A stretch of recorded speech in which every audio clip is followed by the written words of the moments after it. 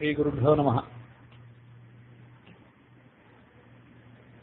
ಈ ಹಿಂದಿನ ಕಥೆಯಲ್ಲಿ ವಾಲ್ಮೀಕಿ ರಾಮಾಯಣದ ಅಯೋಧ್ಯಾಕಾಂಡದ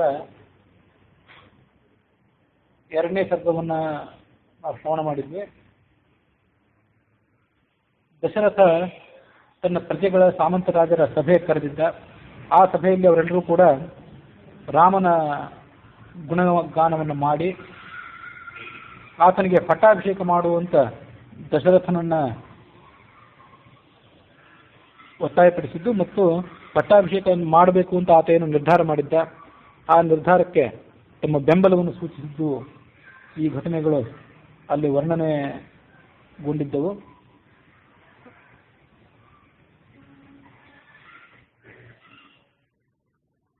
ಅದಾದ ಬಳಿಕ ಇವತ್ತು ವಾಲ್ಮೀಕಿ ರಾಮಾಯಣದ ಅಯೋಧ್ಯಾಕಾಂಡದ 3ನೇ ಸರ್ಗವನ್ನು ಶ್ರವಣ ಮಾಡಬೇಕು.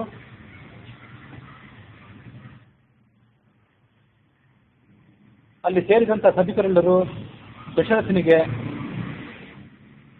ತಮ್ಮ ಕೈಗಳನ್ನು ಮುಗಿದು ಆತನ ನಿರ್ಧಾರವನ್ನು ಅನುಮೋದನೆ ಮಾಡಿದರು. ಅದಾದ ಮೇಲೆ ದಶರಥ ಅವರಿಗೆ ಹೀಗೆ ಉತ್ತರಿಸಿದ.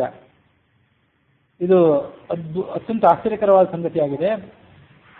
ನನ್ನ ಜ್ಯೇಷ್ಠ ಪುತ್ರನಾದಂಥ ನನ್ನ ಮಗ ಯುವರಾಜನಾಗಲಿಕ್ಕೆ ನೀವೆಲ್ಲರೂ ಕೂಡ ಸಹಮತ ವ್ಯಕ್ತಪಡಿಸಿದ್ದೀರಿ. ನನಗೆ ಇದರಿಂದ ಬಹಳ ಸಂತೋಷವಾಗಿದೆ. ಹೀಗೆ ಪ್ರಜೆಗಳಿಗೆ ಹೇಳಿ ಅಲ್ಲೇ ಆಸೀನರಾಗಿದ್ದಂತಹ ವಸಿಷ್ಠರನ್ನ, ವಾಮದೇವರನ್ನ ಇತ್ಯಾದಿ ಋಷಿಗಳನ್ನ ಈ ಮುಂದಿನಂತೆ ಮಾತನ್ನು ಹೇಳಿದ. ಚೈತ್ರ ಶ್ರೀಮಾನಯಂ ಮಾಸಃ ಪುಣ್ಯ ಪುಷ್ಪಿತ ಕಾನನಃ ಯೌವರಾಜ್ಯಾಯ ರಾಮಸ್ಯ ಸರ್ವಮೇವ ಉಪಕಲ್ಪಿತಾಂ. ಈಗ ಚೈತ್ರ ಮಾಸ ನಡೆದಿದೆ. ಇದು ಅತ್ಯಂತ ಪುಣ್ಯಕರವಾದದ್ದು ಮತ್ತು ಚೈತ್ರ ಮಾಸದ ಕಾರಣದಿಂದಾಗಿ ಕಾಡೆಲ್ಲವೂ ಕೂಡ ಚಿಗುರಿ ಸೊಬಗಿನಿಂದ ಕೂಡಿದೆ. ಈ ಸುಂದರವಾದಂತಹ ಕಾಲದಲ್ಲಿ ರಾಮನ ಪಟ್ಟಾಭಿಷೇಕ ಮಾಡಬೇಕು. ಯಾಕೆಂದ್ರೆ ಇದು ರಾಮನ ಜನ್ಮ ಮಾಸವೂ ಕೂಡ ಆಗಿದೆ. ಇದೇ ಚೈತ್ರ ಮಾಸದಲ್ಲಿ ರಾಮ ಜನಿಸಿದ್ದ. ಹಾಗಾಗಿ ಪಟ್ಟಾಭಿಷೇಕಕ್ಕೆ ಬೇಕಾದಂತಹ ಸಕಲ ಸಾಮಗ್ರಿಗಳನ್ನು ಕೂಡ ತಾವು ಇನ್ನು ಮೇಲೆ ಸಿದ್ಧಪಡಿಸಿರಿ. ಶ್ರೀರಾಮ ಜಯತು, ರಾಜಾ ರಾಮ ಜಯತು ಅಂತ ಒಂದು ಜಯಘೋಷ ಎಲ್ಲ ಕಡೆ ಕೇಳಿ ಬಂತು. ಮತ್ತೆ ವಸಿಷ್ಠರಿಗೆ ದಶರಥ ಹೇಳಿದ, ರಾಮನ ಪಟ್ಟಾಭಿಷೇಕಕ್ಕೆ ಬೇಕಾದಂತಹ ಸಾಮಗ್ರಿಗಳನ್ನು ಸಿದ್ಧಪಡಿಸಿರಿ. ಅದಲ್ಲದೆ ಆತನ ಪಟ್ಟಾಭಿಷೇಕಕ್ಕೆ ಮುಂಚಿತವಾಗಿ ನಾವು ಮಾಡಬೇಕಾದಂತಹ ಕ್ರಿಯೆಗಳೇನಾದರೂ ಇದ್ದರೆ ಅದನ್ನು ವಿಜ್ಞಾಪನೆ ಮಾಡಿ. ಆಗ ವಸಿಷ್ಠರು ಈ ಮುಂದಿನಂತೆ ಅಲ್ಲಿ ನೆರೆದಿದ್ದಂಥ ಮಂತ್ರಿಗಳಿಗೆ ಹೇಳಿದರು. ಬಂಗಾರ ಮೊದಲಾದಂಥ ಲೋಹಗಳನ್ನ, ನವರತ್ನಗಳನ್ನ, ಪೂಜಾ ದ್ರವ್ಯಗಳನ್ನ, ಉಪಹಾರಗಳನ್ನು, ಅಭಿಷೇಕಕ್ಕೆ ಬೇಕಾದಂಥ ಲತೆಗಳನ್ನು, ನಾನಾ ರೀತಿಯಾದಂಥ ಹೂವಿನ ಹಾರಗಳನ್ನು, ಭತ್ತದ ಅರಳು, ಜೇನುತುಪ್ಪ, ಅಮೂಲ್ಯ ವಸ್ತ್ರಗಳು, ನೆನೆಸಿ ಒಣಗಿಸಿರುವಂಥ ಹಂಚಿರುವಂಥ ನೂತನ ವಸ್ತ್ರಗಳು, ರಥ, ಎಲ್ಲ ರೀತಿಯಾದಂಥ ಆಯುಧಗಳು, ಚತುರಂಗ ಬಲ, ಶುಭ ಲಕ್ಷಣಗಳಿಂದ ಕೂಡಿದಂತಹ ಆನೆ, ಬಿಳಿಯ ಚಾಮರ, ಬೀಸಣಿಗೆ, ಧ್ವಜ, ಶ್ವೇತ ಛತ್ರ ಮತ್ತು 100 ಚಿನ್ನದ ಕಲಶಗಳು, ಎತ್ತು, ಅದಕ್ಕೆ ಚಿನ್ನದ ಆಭರಣಗಳಿಂದ ಅಲಂಕಾರ ಮಾಡಿರಬೇಕು, ಹುಲಿಯ ಚರ್ಮ, ಇವೆಲ್ಲವನ್ನು ಕೂಡ ಪ್ರಾತಃ ಕಾಲದಲ್ಲಿ ರಾಜನ ಅಗ್ನಿಶಾಲೆಯಲ್ಲಿ ಸನ್ನದ್ಧವಾಗಿಡಿ. ಅದಲ್ಲದೆ ಇನ್ನೂ ಮತ್ತೆ ಯಾವುದಾದರೂ ಮಂಗಲ ವಸ್ತುಗಳಿದ್ದರೆ ಅವುಗಳನ್ನು ಕೂಡ ಸಿದ್ಧಗೊಳಿಸಿರಿ. ಅಂತಃಪುರದ ಬಾಗಿಲುಗಳನ್ನು, ನಗರದ ಮಹಾದ್ವಾರ, ಎಲ್ಲ ಉಪದ್ವಾರಗಳನ್ನು ಗಂಧ ಮೊದಲಾದಂಥ ಮಂಗಲ ದ್ರವ್ಯಗಳಿಂದ ಅಲಂಕಾರ ಮಾಡಿ, ಹೂವಿನಿಂದ ಅಲಂಕಾರ ಮಾಡಿ, ಹಾಲು ಮೊಸರಿನಿಂದ ಕೂಡಿದಂಥ ಅನ್ನವನ್ನು ಅಸಂಖ್ಯಾತ ಬ್ರಾಹ್ಮಣ ಮೊದಲಾದವರಿಗೆ ಭೋಜನ ಮಾಡಿಸಿರಿ. ನಾಳೆ ದಿನ ಪ್ರಾತಃ ಕಾಲದಲ್ಲಿ ಶ್ರೇಷ್ಠರಾದಂತಹ ಬ್ರಾಹ್ಮಣರನ್ನು ಯಥೋಚಿತವಾಗಿ ಸತ್ಕಾರ ಮಾಡಿ ಅವರಿಗೆ ತುಪ್ಪ, ಮೊಸರು, ಅರಳು ಇವುಗಳನ್ನು ದಕ್ಷಿಣ ಸಹಿತವಾಗಿ ದಾನ ಮಾಡಿ. ನಾಳೆ ಪ್ರಾತಃ ಕಾಲದಲ್ಲಿ ಸೂರ್ಯೋದಯ ಆದ ಬಳಿಕನೇ ಪಟ್ಟಾಭಿಷೇಕದ ಅಂಗವಾಗಿ ಸ್ವಸ್ತಿ ವಾಚನ ನಡೆಯಬೇಕಾಗಿದೆ. ಸ್ವಸ್ತಿ ವಾಚನಕ್ಕಾಗಿ ಬ್ರಾಹ್ಮಣರನ್ನ ಆಹ್ವಾನ ಮಾಡಿ ಅವರಿಗೆ ಕೂತ್ಕೊಳ್ಳಿಕ್ಕೆ ಆಸನಗಳನ್ನು ಸಿದ್ಧ ಮಾಡಿ ಎಲ್ಲ ಕಡೆ ಧ್ವಜಸ್ತಂಭಗಳನ್ನು ಸಿದ್ಧಪಡಿಸಿ ರಾಷ್ಟ್ರಧ್ವಜಗಳು ಎಲ್ಲ ಕಡೆ ಹಾರಾಡುವಂತೆ ಮಾಡಿ ರಾಜಮಾರ್ಗದುದ್ದಕ್ಕೂ ಕೂಡ ನೀರನ್ನು ಚಿಮುಕಿಸಿರಿ. ನರ್ತಕರು, ನರ್ತಕಿಯರು, ಗಾಯಕರು ಅವರೆಲ್ಲರೂ ಕೂಡ ರಾಜಗೃಹದ ಪ್ರಾಂಗಣದಲ್ಲಿ ಉಪಸ್ಥಿತರಾಗಲಿ. ನೈವೇದ್ಯಕ್ಕೆ ಬೇಕಾದಂತಹ ಅನ್ನ ಮೊದಲಾದವುಗಳನ್ನು ಸಿದ್ಧಪಡಿಸಿರಿ. ತಾಂಬೂಲ ಮೊದಲಾದವುಗಳು, ಉಳಿದ ಮಂಗಳ ದ್ರವ್ಯಗಳನ್ನು ಸಿದ್ಧಪಡಿಸಿರಿ. ಶೂರರಾದ ಸೈನಿಕರು ಖಡ್ಗಗಳನ್ನು, ಧನುಸ್ಸುಗಳನ್ನು ಮೊದಲಾದ ಆಯುಧಗಳನ್ನು ಹಿಡಿದು ರಾಜನ ಅರಮನೆಯಲ್ಲಿ ಉಪಸ್ಥಿತರಾಗಿರಲಿ.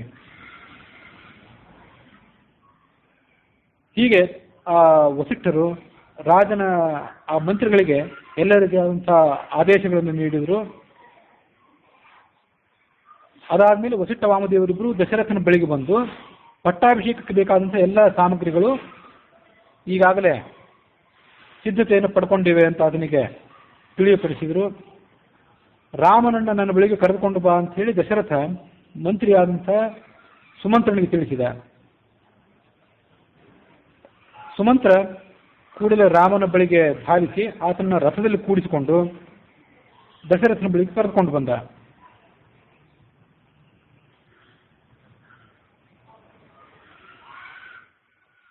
ಸುಮಂತ್ರ ರಾಮನನ್ನು ಕರೆದುಕೊಂಡು ಬರಲಿಕ್ಕೆ ಅಂತ ಅರಮನೆಯಿಂದ ಹೊರಗೆ ಹೊರಟ ಮೇಲೆ ಆ ಸಭಾಮಂದಿರದಲ್ಲಿ ಆಸೀನರಾಗಿದ್ದಂಥ ಅನೇಕ ಜನ ಸಾಮಂತರಾದರು.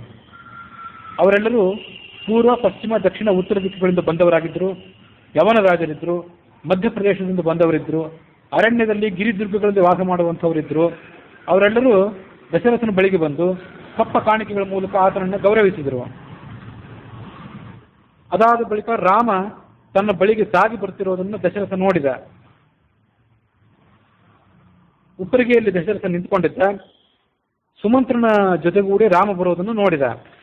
ರಾಮ ತನ್ನ ಸೌಂದರ್ಯದ ಗುಣಗಳಿಂದ, ತನ್ನ ಶರೀರದ ಮಾಧುರ್ಯ ಮೊದಲಾದಂಥ ಗುಣಗಳಿಂದ ಗಂಧರ್ವರಾಜನಾದಂಥ ಚಿತ್ರರಥನಿಗೆ ಸಮಾನನಾಗಿದ್ದ.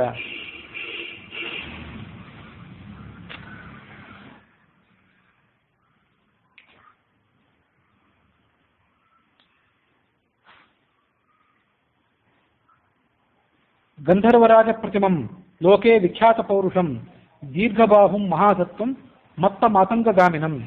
ಗಂಧರ್ವರಾಜರಂಥ ಚಿತ್ರರಥರಾಜನಿಗೆ ಸಮಾನನಾಗಿದ್ದ, ವಿಖ್ಯಾತವಾದಂಥ ಪರಾಕ್ರಮವುಳ್ಳವನಾಗಿದ್ದ, ನೀಳವಾದಂಥ ತೋಳುಗಳಿದ್ದವನು, ಮಹಾಬಲಿಷ್ಠನಾಗಿದ್ದ, ಮಲಿಸಿದ ಆನೆಯಂತೆ ಮದಗಜದಂತೆ ನಡಿಗೆ ಉಳ್ಳವನಾಗಿದ್ದ, ಚಂದ್ರನಿಗಿಂತಲೂ ಹೆಚ್ಚಾದಂಥ ಕಾಂತಿ ಉಳ್ಳವನಾಗಿದ್ದ.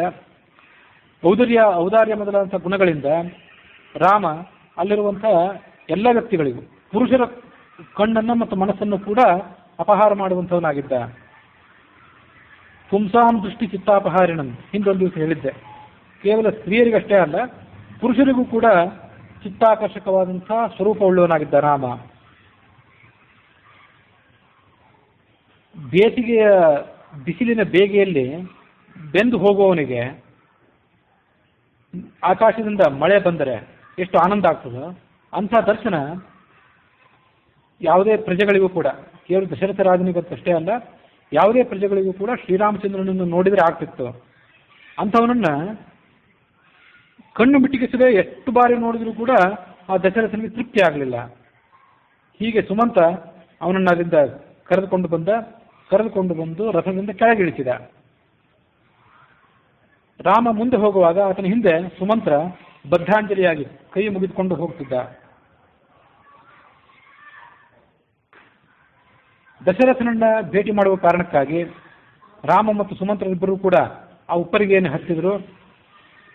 ಅಲ್ಲಿ ಆಸನದ ಮೇಲೆ ಕುಳಿತಿದ್ದಂಥ ರಾಮನನ್ನು ನೋಡಿ ದೀರ್ಘದಂಡ ನಮಸ್ಕಾರ ಮಾಡಿದ.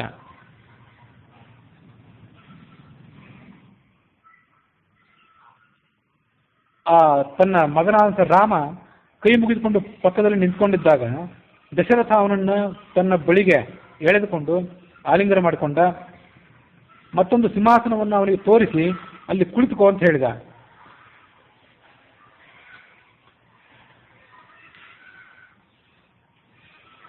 ಆ ವಸಿಷ್ಠ ವಾಮದೇವಾದಿ ಋಷಿಗಳು ಅನೇಕ ಜನ ಸಾಮಂತರು ಮೊದಲಾದವರಿಂದ ಕೂಡಿದಂತಹ ಸಭಾಭವನ ನಾನಾ ರೀತಿಯಾದಂತಹ ನಕ್ಷತ್ರಗಳು ಮತ್ತು ಗ್ರಹಗಳಿಂದ ಕೂಡಿದಂತಹ ಸಭಾಭವನದಂತೆ ಪ್ರಕಾಶಿಸಿತು. ದಶರಥನಿಗೆ ತನ್ನ ಮಗನನ್ನು ನೋಡಿ ಸಂತೋಷ ಆಯಿತು. ತನ್ನ ಪ್ರತಿಬಿಂಬದಂತೆ ಆತ ಕಾಣಿಸ್ತಿದ್ದ. ಪ್ರತಿಬಿಂಬಮಿವ ಆದರ್ಶೆ, ಹಿಂದೊಂದು ಬಾರಿ ಹೇಳಿದ್ದೆ, ಮಗನನ್ನು ನೋಡಿದರೆ ಅವನಿಗೆ ಪ್ರತಿಬಿಂಬವನ್ನು ನೋಡಿದಂತೆ ಅನಿಸ್ತಿತ್ತು. ಅದು ಭಗವಂತನ ಮಾಯೆಯಿಂದ ಹಾಗೆ ಅನಿಸ್ತಿದ್ದು ಅಂತ ನಾವನ್ನ ಅರ್ಥ ಮಾಡ್ಕೊಳ್ಬೇಕು. ಎಲ್ಲ ರೀತಿಯಾದಂತಹ ಹೋಲಿಕೆಗಳಿಗೂ ಮೀರಿದವನು ಭಗವಂತ ಅಂತ ಹಿಂದೊಮ್ಮೆ ಹೇಳಿದ್ದೆ. ಅಂತೂ ಆ ದಶರಥನಿಗೆ ಭಗವಂತನ ಮಾಯೆಯ ಕಾರಣದಿಂದಾಗಿ ಹಾಗೆ ಅನಿಸ್ತಿತ್ತು. ಅಲಂಕೃತಮಿವಾತ್ಮಾನಂ ಆದರ್ಶ ತಲ ಸಂಸ್ಥಿತಂ, ತಾನೇ ಸರ್ವಾಂಗ ಸುಂದರನಾಗಿ ಅಲಂಕಾರ ಮಾಡಿಕೊಂಡು ಕನ್ನಡಿ ಎದುರಿಗೆ ನಿಂತ್ಕೊಂಡ್ರೆ ತನ್ನ ಕಣ್ಣಿಗೆ ತಾನು ಹೇಗೆ ಕಾಣಬೇಕು ಹಾಗೆ ರಾಮನ ಸ್ವರೂಪ ದಶರಥನ ಕಣ್ಣಿಗೆ ಕಾಣಿಸಿತು ಅಂತ ವಾಲ್ಮೀಕಿ ಅದನ್ನು ವರ್ಣನೆ ಮಾಡ್ತಾನೆ. ಮುಂದೆ ದಶರಥ ರಾಮನಿಗೆ ಹೇಳಿದ, ರಾಮಭದ್ರನೇ, ನನ್ನ ಜ್ಯೇಷ್ಠ ಭಾರ್ಯೆಯಾದಂತಹ ಕೌಸಲ್ಯಲ್ಲಿ ನಿನ್ನನ್ನು ನಾನು ಮಗನನ್ನಾಗಿ ಪಡ್ಕೊಂಡಿದ್ದೇನೆ. ನಿನ್ನ ಸ್ವಭಾವ ಸಹಜವಾದಂತಹ ಗುಣಗಳ ಕಾರಣದಿಂದಾಗಿ ನನ್ನ ಪ್ರಜೆಗಳು ನನಗಿಂತ ಹೆಚ್ಚಿನ ಪ್ರೀತಿಯನ್ನ, ನನಗಿಂತ ಹೆಚ್ಚಿನ ಗೌರವವನ್ನು ನಿನ್ನ ಬಗ್ಗೆ ಇಟ್ಟಿದ್ದಾರೆ. ಹಾಗಾಗಿ ಸಕಲ ಸದ್ಗುಣ ಸಂಪನ್ನನಾಗಿದ್ದರೂ ಕೂಡ ನೀನು ನನ್ನ ಮಗ ಅನ್ನೋ ಕಾರಣದಿಂದ ನಾನು ನಿನಗೆ ಒಂದೆರಡು ಮಾತುಗಳನ್ನು ಹೇಳಬೇಕು ಅಂತ ಅಪೇಕ್ಷೆ ಪಡ್ತೇನೆ. ಭೂಯ ವಿನಯಮಾಸ್ಥಾಯ ಭವ ನಿತ್ಯಂ ಜಿತೇಂದ್ರಿಯ, ನೀನು ಸ್ವಭಾವತಃ ವಿನಯಶೀಲನಾಗಿದ್ದಿ, ಇಂದ್ರಿಯ ನಿಗ್ರಹವುಳ್ಳವನಾಗಿದ್ದಿ. ಆದರೆ ನೀನು ಇನ್ನು ಮುಂದೆ ರಾಜ್ಯವನ್ನ ಆಳಬೇಕಾದವನಾಗಿದ್ದಿ, ಇನ್ನೂ ಹೆಚ್ಚು ವಿನಯಶೀಲನಾಗಿರುವ, ನಿತ್ಯವೂ ಕೂಡ ಜಿತೇಂದ್ರಿಯನಾಗಿರುವ. ಕಾಮಕ್ರೋಧಗಳಿಂದ ಹುಟ್ಟುವಂತಹ ವ್ಯಸನಗಳೇನಿವೆ, ದೋಷಗಳು, ನಾನಾ ರೀತಿಯಾದಂತಹ ಚಟಗಳು, ಅವನ್ನೆಲ್ಲವನ್ನು ಕೂಡ ಪರಿತ್ಯಾಗ ಮಾಡುವ. ಸ್ತ್ರೀ ದ್ಯೂತ ಮೃಗಯ ಮಧ್ಯ ವಾಕ್ಪಾರುಷ್ಯ ಉಗ್ರದಂಡತ ಅರ್ಥಸಂದೂಷಣಂ ಚೇತಿ ರಾಜ್ಞಾಂ ವ್ಯಸನ ಸಪ್ತಕಂ. ರಾಜರ 7 ಚಟಗಳು, ಆಡಳಿತಗಾರರ 7 ಚಟಗಳು ಯಾವುದಾವುದು ಅಂದರೆ ಮಿತಿಮೀರಿದಂಥ ವಿಷಯ ಸುಖದಲ್ಲಿ ಆಸಕ್ತಿ, ಆಮೇಲೆ ಜೂಜಾಟ, ಬೇಟೆ, ಮದ್ಯ, ಕಠಿಣವಾದಂಥ ಮಾತು. ಅಧಿಕಾರ ತಮ್ಮ ಕೈಯಲ್ಲಿರೋದ್ರಿಂದ ಕಠಿಣವಾದಂಥ ಮಾತನಾಡಲಿಕ್ಕೆ ಅವರು ಹಿಂಜರಿಯೋದಿಲ್ಲ ಮತ್ತು ಆ ಮಾತಿನ ಪ್ರತಿಫಲವಾಗಿ ಕಠೋರವಾದಂಥ ಶಿಕ್ಷೆಯನ್ನು ವಿಧಿಸಲಿಕ್ಕೂ ಕೂಡ ಹಿಂಜರಿಯೋದಿಲ್ಲ. ಹಣದ ದುಂದು ವೆಚ್ಚ, ಅಧಿಕಾರದಲ್ಲೂ ಅವ್ರ ಕಡೆಯಲ್ಲೇ ಇರೋದ್ರಿಂದ ಆ ಅಧಿಕಾರವನ್ನು ಬೇಕಾಬಿಟ್ಟಿಯಾಗಿ ಉಪಯೋಗ ಮಾಡಿಕೊಂಡು ಹಣವನ್ನು ತಮ್ಮ ಭೋಗ ಸಲುವಾಗಿ ವೆಚ್ಚ ಮಾಡೋದು. ಇವು 7 ರಾಜರ ದುಶ್ಚಟಗಳು. ಈ ಚಟಗಳನ್ನು ನೀನು ಪರಿತ್ಯಾಗ ಮಾಡಬೇಕು. ಇಲ್ಲಿ ಕಾಮದಿಂದ ಹುಟ್ಟಿದಂತಹ ಚಟಗಳು ಮತ್ತು ಕ್ರೋಧದಿಂದ ಹುಟ್ಟಿದಂತಹ ಚಟಗಳು, ಹೀಗೆ 2 ಥರ ಹೇಳ್ತಾರೆ. ಇವು ಈಗ ಇಲ್ಲಿ ತನಕ ಹೇಳಿದ್ದೇನಿದೆ 7, ಇವು ಕಾಮದಿಂದ ಹುಟ್ಟಿದಂತಹ ಚಟಗಳು. ಕ್ರೋಧದಿಂದ ಹುಟ್ಟುವಂಥ ಚಟಗಳನ್ನು ಕೂಡ ಮತ್ತೊಮ್ಮೆ ಪಟ್ಟಿ ಮಾಡ್ತಾರೆ. ಈ ಕಾಮದಿಂದ ಹುಟ್ಟುವಂತಹ ಚಟಗಳು, ಕ್ರೋಧದಿಂದ ಹುಟ್ಟುವಂಥ ಚಟಗಳು, ಅವೆರಡೂ ಕೂಡ ಹೆಚ್ಚು ಕಡಿಮೆ ಒಂದೇ ಇದ್ದಂತಿದೆ. ಆದರೂ ಅಲ್ಲಿ ಪಟ್ಟಿ ಮಾಡಿದ್ದನ್ನು ಹೇಳ್ತೇನೆ. ಮೃಗಯ ಅಕ್ಷಃ ದಿವಾಸ್ವಾಪಃ ಪರಿವಾದಃ ಸ್ತ್ರಿಯೋಮದಃ ಸೌರ್ಯತ್ರಿಕಂ ವೃಥಾ ಅಧ್ವಾಚ ಕಾಮಜಃ ದಶಕಃ ಗುಣಃ. ಬೇಟೆಯಾಡುವುದು, ಜೂಜಾಟ ಆಡುವುದು, ಹಗಲು ನಿದ್ದೆ ಮಾಡುವುದು, ನಿಂದೆ ಅಂದ್ರೆ ಅದನ್ನು ಟೀಕೆ ಅಂತ ತಿಳ್ಕೊಳ್ಬೇಕು. ರಾಜಕಾರಣಿಗಳು ಪ್ರವೃತ್ತಿಯನ್ನು ಗಮನಿಸಿದರೆ ಅವರು ಒಬ್ಬರು ಮತ್ತೊಬ್ಬರನ್ನ ವ್ಯರ್ಥವಾಗಿ ಟೀಕೆ ಮಾಡ್ತಿರ್ತಾರೆ.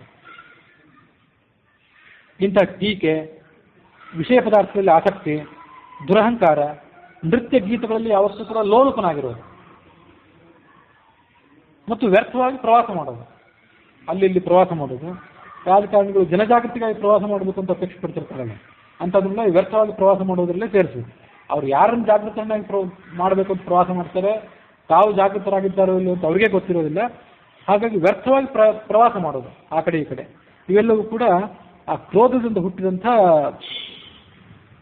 ಚಟಗಳು ಅಂತ ಅದನ್ನು ವ್ಯತ್ಯಾಸ ಮಾಡ್ತಾರೆ.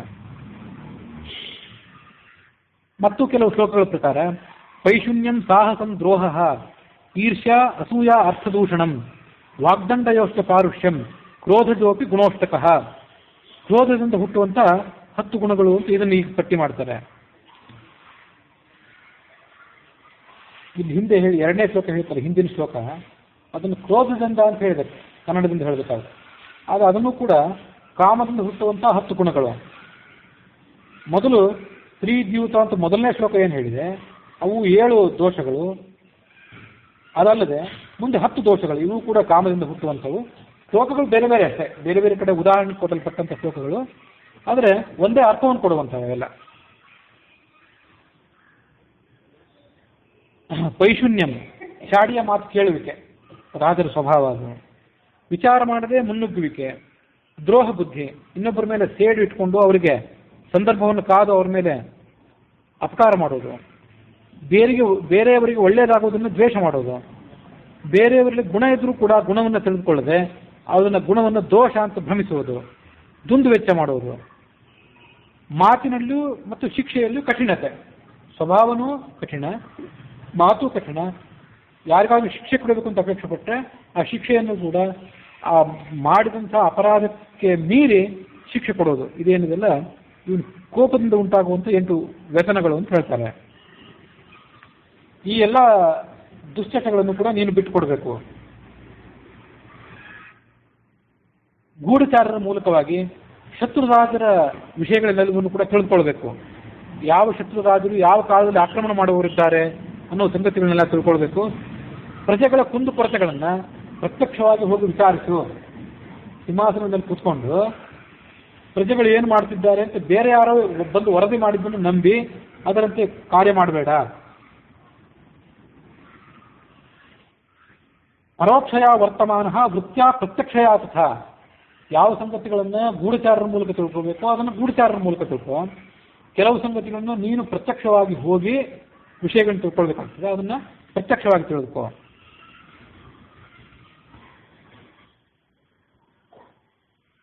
ಯಾವ ರಾಜ ತನ್ನ ಉಗ್ರಾಣಗಳನ್ನು ಅಂದರೆ ಧಾನ್ಯ ಸಂಗ್ರಹಾಗಾರಗಳನ್ನು, ಆಯುಧ ಸಂಗ್ರಹಾಗಾರಗಳನ್ನು ನಿರ್ಮಾಣ ಮಾಡಿಕೊಂಡು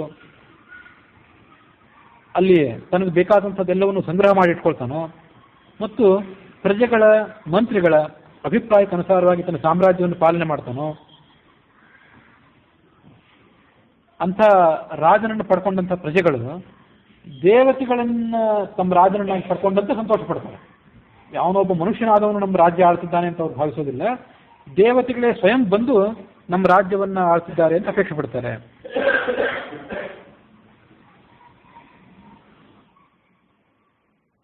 ಹೀಗೆ ದಶರಥ ರಾಮನ ಜೊತೆ ಮಾತಾಡ್ತಾ ಕೂತ್ಕೊಂಡಿದ್ದಾಗ ಆ ರಾಮನ ಸ್ನೇಹಿತರು ಕೆಲವರು ಅಲ್ಲೇ ಕೂತ್ಕೊಂಡಿದ್ರಲ್ಲ, ಅವರೆಲ್ಲರೂ ದಶರಥ ಆಡ್ತಿದ್ದಂಥ ಮಾತನ್ನು ಕೇಳಿ ಕೂಡಲೇ ಸಭಾಮಂದಿರದಿಂದ ಧಾವಿಸಿದರು. ಕೌಸಲ್ಯ ಅಂತಃಪುರಕ್ಕೆ ಹೋದರು. ರಾಮನ ಪಟ್ಟಾಭಿಷೇಕದ ವಿಷಯದ ಈ ಶುಭವಾರ್ತೆಯನ್ನು ಅವಳಿಗೆ ಅವರು ತಿಳಿಸಿದರು. ಅವಳಿಗೆ ಸಂತೋಷ ಆಯಿತು. ಕೂಡಲೇ ತನ್ನ ಬಳಿಗೆ ಬಂದಂಥ ರಾಮನ ಸ್ನೇಹಿತರಿಗೆ ಬಂಗಾರದ ನಾಣ್ಯಗಳನ್ನು, 100 ಹಸುಗಳನ್ನು, ವಿಧ ವಿಧವಾದಂಥ ರತ್ನಗಳನ್ನು ಎಲ್ಲವನ್ನೂ ಕೂಡ ಬಹುಮಾನವಾಗಿ ಕೊಟ್ಟಳು. ರಾಮ ದಶರಥ ಹೇಳಿದ್ದನ್ನೆಲ್ಲವನ್ನು ಕೂಡ ಕೇಳಿ ಮೌನದಿಂದಲೇ ತನ್ನ ಸಮ್ಮತಿಯನ್ನು ಸೂಚನೆ ಮಾಡಿದ.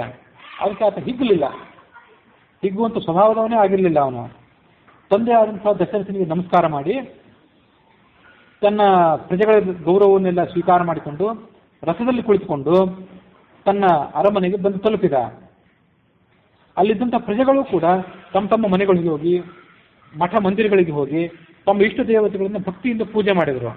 ಮೌನವಾಗಿ ಸಮ್ಮತಿಯನ್ನು ಸೂಚನೆ ಮಾಡಿದ ಅಂತ ಬಂತಲ್ಲ. ಯಾಕೆ ಮೌನವಾಗಿ ಸಮ್ಮತಿ ಸೂಚನೆ ಮಾಡಿದ ಅಂದರೆ ಸರ್ವಜ್ಞನಾದ್ರಿಂದ ಮುಂದೆ ಆಗಬೇಕಾದ್ದೆಲ್ಲ ಅವನಿಗೆ ಗೊತ್ತಿತ್ತು ಅನ್ನೋದು ಒಂದು ಕಾರಣ. ಮತ್ತು ಒಂದು ವೇಳೆ ನಾಳೆದೇ ಪಟ್ಟಾಭಿಷೇಕ ಆಗೋದಿದ್ರು ಅಥವಾ ನಾಳೆ ವನವಾಸಕ್ಕೆ ಹೋಗೋದಿದ್ರು ಎರಡನ್ನೂ ಸಮಾನವಾಗಿ ಸ್ವೀಕಾರ ಮಾಡುವಂಥ ಸ್ಥಿರತೆ ಇದ್ದವನು ಅನ್ನೋ ಕಾರಣಕ್ಕಾಗಿ ಅದನ್ನು ಸ್ವೀಕಾರ ಮಾಡಿದ. ಸರ್ವಜ್ಞ ಅನ್ನೋ ಕಾರಣ ಅಷ್ಟೇ ಅಲ್ಲ, ಆನಂದ ರಾಮಾಯಣದಲ್ಲಿ ಬಂದಂತೆ ಈ ಪಟ್ಟಾಭಿಷೇಕ ಇತ್ಯಾದಿಗಳಿಗಿಂತ ಮೊದಲೇ ನಾರದರು ಅವನಿಗೆ ಬಂದು ಎಲ್ಲ ಸಂಗತಿಗಳನ್ನು ಹೇಳಿದರು. ಅದನ್ನು ತನ್ನ ಪತ್ನಿಯಾದಂಥ ಸೀತೆಗೂ ಅವನು ಹೇಳಿಬಿಟ್ಟಿದ್ದ.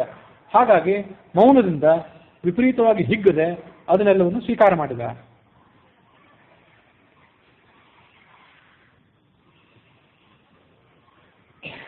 ಅಲ್ಲಿಗೆ 3ನೇ ಸರ್ಗ ಮುಕ್ತಾಯ ಆಗಿದೆ. 4ನೇ ಸರ್ಗದಲ್ಲಿ ಈ ಕಥೆ ಹೀಗೆ ಮುಂದುವರೆದಿದೆ. ದಶರಥ ತನ್ನ ಮಂತ್ರಿಗಳ ಜೊತೆಗೆ ಮತ್ತೆ ರಾಮನ ಪಟ್ಟಾಭಿಷೇಕದ ಬಗ್ಗೆ ಆಲೋಚನೆ ಮಾಡಿದ. ಸಾಕಷ್ಟು ಶೀಘ್ರವಾಗಿ ಪಟ್ಟಾಭಿಷೇಕ ಮಾಡಿ ಮುಗಿಸಿಬಿಡಬೇಕು. ಶ್ವಯೇವ ಪುಷ್ಯೋ ಭವಿತ ಶ್ವಃ ಅಭಿಷೇಕ್ಯಸ್ತು ಮೇ ಸುತಃ. ನಾಳೆ ಪುಷ್ಯ ನಕ್ಷತ್ರ ಇದೆ, ಕೂಡಲೇ ಪಟ್ಟಾಭಿಷೇಕವನ್ನು ಮಾಡಿ ಮುಗಿಸಿಬಿಡಬೇಕು. ಅಂತ ಆಲೋಚನೆ ಮಾಡಿದ್ದೆ. ಹಿಂದೆ ನಿನ್ನೆಲ್ಲ ಮೊನ್ನೆ ದಿವಸ ಪುಷ್ಯ ನಕ್ಷತ್ರದಿಂದ ಕೂಡಿದಂತಹ ಚಂದ್ರನಂತೆ ರಾಮ ಪ್ರಭಾವಶಾಲಿಯಾಗಿದ್ದಾನೆ ಅಂತ ಬಂತಲ್ಲ, ಆ ಪುಷ್ಯ ನಕ್ಷತ್ರದ ದಿವಸವೇ ಅವನಿಗೆ ಪಟ್ಟಾಭಿಷೇಕವೂ ಕೂಡ ಆಗಬೇಕಾಗಿತ್ತು. ರಾಮೋ ರಾಜೀವ ತಾಮ್ರಾಕ್ಷ ಯೌವರಾಜ್ಯ ಇತಿ ಪ್ರಭು. ಕಮಲದಂತೆ ಕಣ್ಣುಳ್ಳಂತಹ ರಾಮನಿಗೆ ನಾಳೆ ಪಟ್ಟಾಭಿಷೇಕ ಮಾಡಿಬಿಡ್ಬೇಕು. ಮಂತ್ರಿಗಳು ರಾಜನ ಮಾತಿಗೆ ಒಪ್ಪಿದ್ರು. ಅವನಿಗೆ ನಮಸ್ಕಾರ ಮಾಡಿ ಅವ್ರು ಹೊರಟು ಹೋಗ್ಬಿಟ್ರು ಮುಂದಿನ ಕಾರ್ಯ ಮಾಡಲಿಕ್ಕಾಗಿ. ಮತ್ತೆ ರಾಮನನ್ನು ಕರ್ಕೊಂಡು ಬಂದ್ರಿ ಅಂತ ಸೂತನನ್ನು ಕಳಿಸಿದ, ಸಾರಥಿಯನ್ನು ಕಳಿಸಿದ ರಾಮ. ದಶರಥ ರಾಮನನ್ನು ಕರ್ಕೊಂಡು ಬರ್ಲಿಕ್ಕಾಗಿ ಕಳಿಸಿದ. ರಾಮನ ಅರಮನೆಗೆ ಸಾರಥಿ ಬಂದು ತಲುಪಿದ. ಸಾರಥಿ ಅಂದ್ರೆ ಸುಮಂತ್ರ ಬಂದು ತಲುಪಿದ. ದ್ವಾರಪಾಲಕರ ಮೂಲಕ ಸುಮಂತ್ರ ಬಂದಿದ್ದಾನೆ ಅನ್ನುವ ಸಂಗತಿ ರಾಮನಿಗೆ ತಿಳಿಯಿತು. ರಾಮನಿಗೆ ಶಂಕೆ ಆಯಿತು. ಒಳಗೆ ಆತನ್ನು ಕರೆದುಕೊಂಡ. ಯಾವ ಕಾರಣಕ್ಕಾಗಿ ಮತ್ತೆ ಬಂದೆ, ಅದನ್ನು ಮತ್ತೆಲ್ಲವನ್ನು ವಿವರವಾಗಿ ಹೇಳು. ರಾಜ ನಿನ್ನನ್ನು ಮತ್ತೊಮ್ಮೆ ನೋಡಬೇಕು ಅಂತ ಅಪೇಕ್ಷೆ ಪಟ್ಟಿದ್ದಾನೆ. ನೀನು ಆತನ ಬಳಿಗೆ ಈಗ ಶೀಘ್ರದಲ್ಲೇ ಬರಬೇಕು. ಮತ್ತೆ ಅವಸರದಿಂದ ರಾಮ ತನ್ನ ತಂದೆಯಾದಂಥ ದಶರಥನ ಬಳಿಗೆ ಹೊರಟ. ದಶರಥನಿಗೆ ನಮಸ್ಕಾರ ಮಾಡಿ ಸ್ವಲ್ಪ ದೂರದಲ್ಲೇ ರಾಮ ಕುಳಿತುಕೊಂಡ. ದಶರಥ ಅವನನ್ನು ಕರೆದುಕೊಂಡು ಮತ್ತೊಮ್ಮೆ ಆಲಿಂಗನ ಮಾಡಿ ಈ ಮುಂದಿನಂತೆ ಮಾತು ಹೇಳಿದ. ನಾನು ವೃದ್ಧನಾಗಿದ್ದೇನೆ, ಇಷ್ಟು ದೀರ್ಘಕಾಲ ಬಾಳಿ ರಾಜ್ಯಭಾರ ಮಾಡಿದ್ದೇನೆ, ಬೇಕಾದಂಥ ಭೋಗಗಳನ್ನೆಲ್ಲ ಅನುಭವಿಸಿದ್ದೇನೆ, ಅನ್ನದಾನಾದಿಗಳನ್ನು ಮಾಡಿ ದಕ್ಷಿಣೆ ಮೊದಲಾದವುಗಳನ್ನು ಕೊಟ್ಟು 100 ಯಾಗಗಳನ್ನು ಮಾಡಿ ಮುಗಿಸಿದ್ದೇನೆ. ನನಗೆ ಒಂದು ಕೊರತೆ ಏನಿತ್ತು, ಸಂತಾನದ ಕೊರತೆ, ಅದು ಕೂಡ ಈಗ ನೀಗಿದೆ. ನೀನು ನನ್ನ 4 ಮಕ್ಕಳ ಪೈಕಿ ಜ್ಯೇಷ್ಠನಾಗಿದ್ದಿ. ಬರೇ 4 ಮಕ್ಕಳ ಪೈಕಿ ಅಲ್ಲ, ಈ ಜಗತ್ತಿನಲ್ಲಿರುವಂಥ ಎಲ್ಲ ವ್ಯಕ್ತಿಗಳಲ್ಲಿಯೂ ನೀನು ಜ್ಯೇಷ್ಠನಾಗಿದ್ದೆ. ಎಲ್ಲ ರೀತಿಯಾದಂಥ ಋಣಗಳನ್ನು ಕೂಡ ನಾನು ಪರಿಹಾರ ಮಾಡಿಕೊಂಡಿದ್ದೇನೆ. ದೇವತೆಗಳ ಋಣ, ದೇವತೆಗಳನ್ನು ಪೂಜೆ ಮಾಡುವ ಮೂಲಕ ದೇವಋಣವನ್ನು ನೀಗಿಸಿಕೊಂಡಿದ್ದೇನೆ. ಋಷಿಗಳಿಗೆ ಬ್ರಹ್ಮಯಜ್ಞಾದಿಗಳನ್ನು ಮಾಡುವುದರ ಮೂಲಕ, ವೇದಾಧ್ಯಯನವನ್ನು ಮಾಡುವುದರ ಮೂಲಕ ಋಷಿ ಋಣವನ್ನು ನೀಗಿಸಿಕೊಂಡಿದ್ದೇನೆ. ಪಿತೃ ಋಣವನ್ನು ಸಂತಾನ ಮದುವೆ ಮಾಡಿಕೊಂಡು ಸಂತಾನ ಉತ್ಪಾದನೆ ಮಾಡುವುದರ ಮೂಲಕ ಪಿತೃ ಋಣವನ್ನು ನೀಗಿಸಿಕೊಂಡಿದ್ದೇನೆ. ಇದು ಋಣತ್ರಯ ಅಂತ ಹೇಳಿ ನಾವು ನೋಡ್ತೇವೆ ಸಾಮಾನ್ಯವಾಗಿ. ಅದನ್ನೇ ಪಂಚಋಣ ಅಂತ ಇಲ್ಲೇ ಹೇಳಿದ್ದಿದೆ. ದೇವಋಣ, ಋಷಿ ಋಣ, ಪಿತೃಋಣ ಅಂತ ಹೇಳಿ ಋಣತ್ರಯದ ಮುಖ್ಯರ್ಥಂ. ಈ ಋಣಗಳನ್ನೇ ಮುಖ್ಯವಾಗಿ ನಾವು ಹೇಳೋದಿದೆ. ಬ್ರಹ್ಮಯಜ್ಞದಲ್ಲೂ ಅದನ್ನೇ ಹೇಳ್ತೀವಿ. ಇಲ್ಲಿ ವಿಪ್ರಋಣ ಮತ್ತು ಆತ್ಮಋಣ ಅಂತ ಹೀಗೆ ಪ್ರತ್ಯೇಕವಾಗಿ ಹೇಳ್ತಾರೆ. ವಿಪ್ರಋಣ ಅಂದರೆ ಬ್ರಾಹ್ಮಣರಾದವರು, ಗುರುಗಳಾದವರು, ಅವರ ಋಣವನ್ನು ಕೂಡ ತೀರಿಸಬೇಕು. ಆತ್ಮಋಣ ಅಂತಂದ್ರೆ ತನ್ನದೇ ಆದಂತಹ ಋಣ ಅಂತ ಹೀಗಿಲ್ಲಿದೆ. ಹೇಳ್ತೀನಿ. ಸಾಮಾನ್ಯವಾಗಿ ಎಲ್ಲರಿಗೂ ಕೂಡ 3 ಋಣ ಇರ್ತಾವಂತೆ. ಆದರೂ ಕ್ಷತ್ರಿಯನಿಗೆ 5 ಋಣಗಳು ಇರ್ತವೆ. ವಿಪ್ರಋಣ ಅಂತಂದ್ರೆ ಬ್ರಾಹ್ಮಣನಿಗೆ ದಾನ ಮಾಡೋದು, ಇದು ಕ್ಷತ್ರಿಯನ ಕರ್ತವ್ಯ. ಬ್ರಾಹ್ಮಣರಾದ ಹಾಗಂದ ಮಾತ್ರಕ್ಕೆ ಬ್ರಾಹ್ಮಣರಾದವರು ದಾನ ಮಾಡಬಾರ್ದು ಅಂತಲ್ಲ, ಬ್ರಾಹ್ಮಣರಾದವರು ಕೂಡ ಬೇರೆಯವರಿಗೆ ದಾನ ಮಾಡಬೇಕು. ವಿಶೇಷವಾಗಿ ಕ್ಷತ್ರಿಯನಾದವನು ದಾನಾದಿಗಳನ್ನು ಮಾಡೋದ್ರ ಮೂಲಕ ವಿಪ್ರಋಣವನ್ನು ಪರಿಹಾರ ಮಾಡ್ಕೊಳ್ಬೇಕು. ಆತ್ಮಋಣ ಅಂತದೆ. ಇದು ಆತ್ಮಋಣ ಕ್ಷತ್ರಿಯರಿಗೂ ಕೂಡ ವಿಶೇಷವಾಗಿ ಎಲ್ಲ ವ್ಯಕ್ತಿಗಳಿಗೂ ಅದನ್ನು ತಿಳ್ಕೊಳ್ಬಹುದು. ಕ್ಷತ್ರಿಯರಿಗೂ ಒಂದು ಅಂಥ ಋಣವನ್ನು ಪರಿಹಾರ ಮಾಡ್ಕೊಳ್ಬೇಕಾದಂಥ ಅವಶ್ಯಕತೆ ಇರ್ತದೆ.